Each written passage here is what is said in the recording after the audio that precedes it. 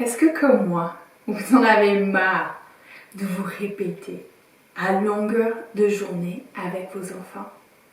Est-ce que vous souhaitez avoir enfin de vrais conseils efficaces pour ne plus jamais avoir à vous répéter? Je m'appelle Emilia Fulmer-Boré et je suis coach parental.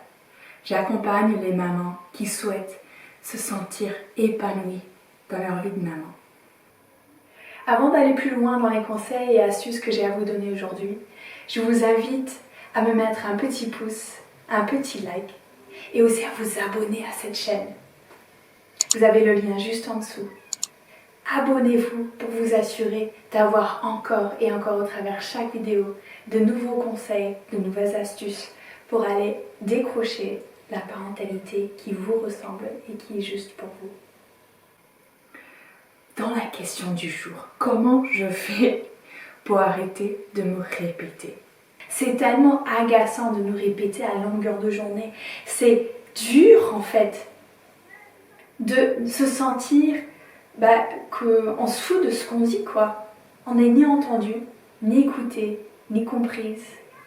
On fait tout à l'inverse de ce qu'on demande. Comme si on se fout de nous quoi. Souvent en fait, malgré nous-mêmes, on met en place des actions qui amènent justement ce genre de schéma. Et aujourd'hui, je vous donne 4 conseils pour vous permettre de changer ça à jamais. Première astuce, j'arrête de crier. Si vous êtes comme moi, c'est tellement facile. Je suis dans une pièce, mon enfant est dans une autre pièce. Je suis au rez-de-chaussée, mon enfant est à l'étage. Je suis à l'intérieur, mon enfant est à l'extérieur de la maison. Je hurle, je crie pour lui dire ce que j'ai à lui dire, pour lui demander, peu importe ce que c'est. Viens ici s'il te plaît! Tu n'as pas rangé tes chaussures! Ton sac à dos est encore dans l'entrée! Dis donc, ça donne pas envie en fait. Donc malgré moi-même, quand je fais ça, quand je hurle et que je demande quelque chose à mon enfant, en fait, je perds en efficacité. Je m'assure que mon enfant ne va pas vouloir répondre à ma demande. Et donc je m'assure que je vais devoir y mettre beaucoup plus d'énergie pour arriver au bout de mon objectif. Et donc comment je le fais? Déjà, je me rapproche physiquement de mon enfant. 2, je le touche. Je lui touche le bras, l'épaule, le dos. J'attends qu'il me regarde. Et ensuite, une fois qu'il me regarde, je lui donne ma consigne, je lui fais ma demande, je lui donne mes explications, je lui pose ma question.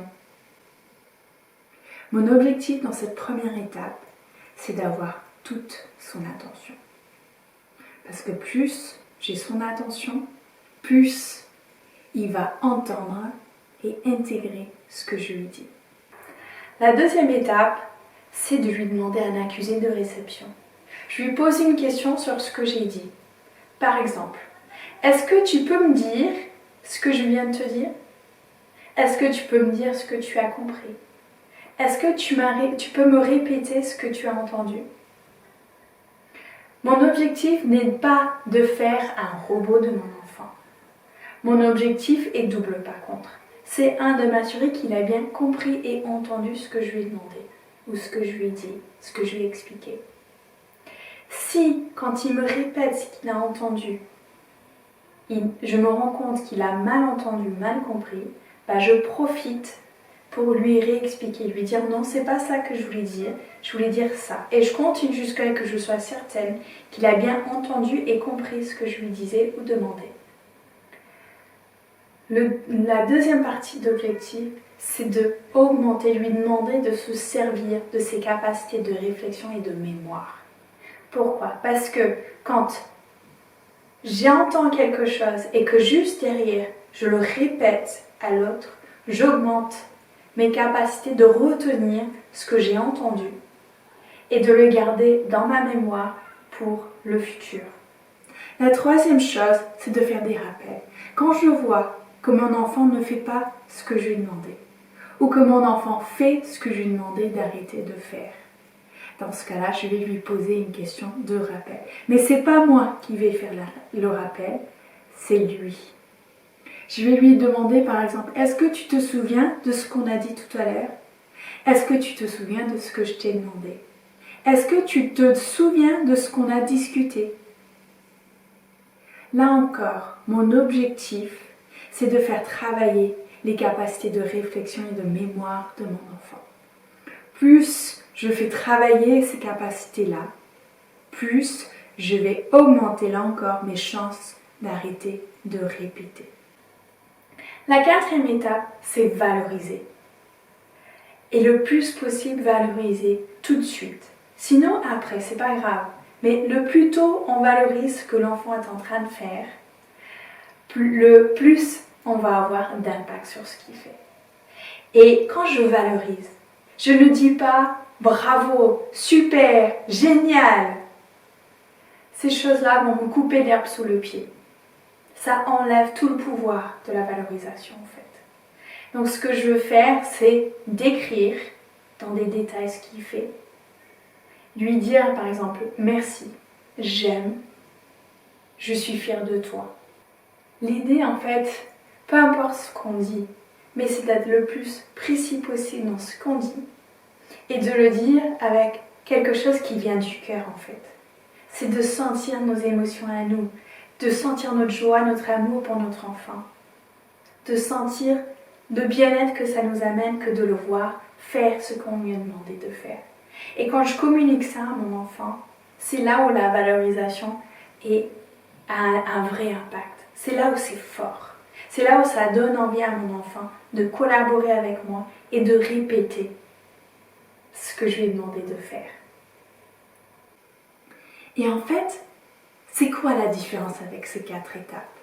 C'est que quand je me répète à longueur de journée, je suis dans un cycle négatif. Je me répète, je me répète, je me répète. J'ai toute la responsabilité sur mes épaules à moi. J'ai toute la charge sur moi. Et donc, mon enfant, comme il est déchargé de toute responsabilité, en fait, il ne répond pas à mes demandes. Et plus il ne répond pas à mes demandes, plus j'ai des émotions négatives. Je ressens de la colère, de la tristesse, de la frustration. Plus je lui en veux, plus j'ai des ressentiments. Moi, je me sens bonne maman, je me sens plutôt mauvaise maman, je me sens coupable, je me sens en manque de confiance parce que j'y arrive pas et je ne comprends pas pourquoi. Quand on rentre dans un cycle vertueux, par contre, avec ce type d'astuces, du coup, c'est là où on se sent valorisé. Moi, je me sens bonne maman, je me sens compétente, j'ai confiance en moi, je me sens épanouie.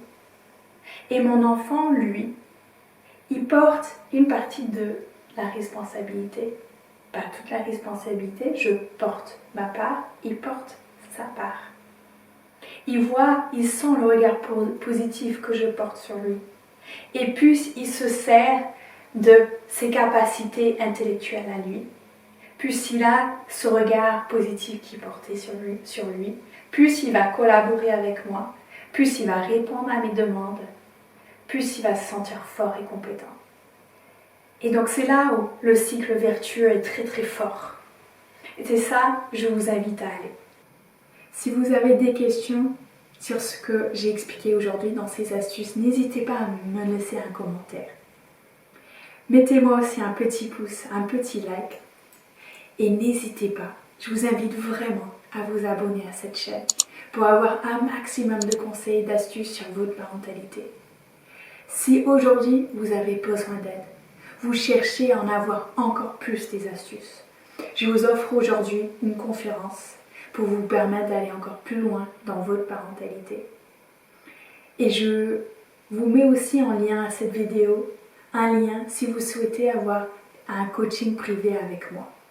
Si vous souhaitez mettre en place les actions pour vous assurer rapidement d'avoir la vie de maman que vous recherchez, vous sentir épanoui, savoir comment faire pour efficacement arriver à bout des comportements difficiles de vos enfants et décrocher enfin la vie de famille que vous méritez. Je vous remercie de m'avoir suivi jusque-là. Je vous dis à très vite pour une prochaine minute coaching. Prenez soin de vous et de vos enfants.